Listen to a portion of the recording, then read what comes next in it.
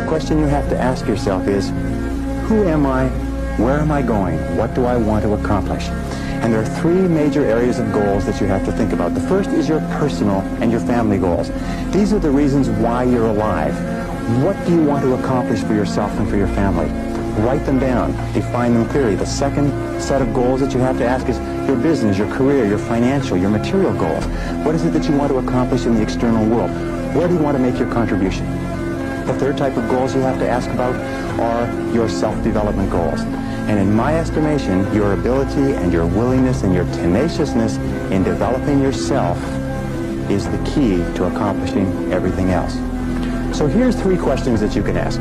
The first question is, what would you do? What would you set as a goal for yourself? What would you want to be or have if you just won $1 million in the lottery?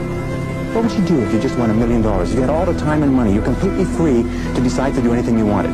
If you won $1 million, what would you do differently? Think about that. Hold that in your mind.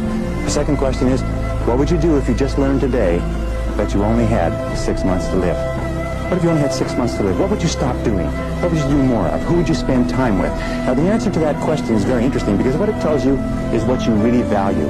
What is really important to you?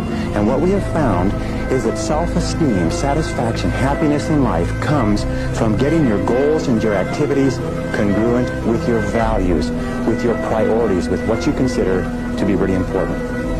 Now, here's the third question. The third question is, what one great thing would you dare to dream if you knew you could not fail? If you knew beyond the shadow of a doubt that you could not fail, what one thing would you set as a goal for yourself?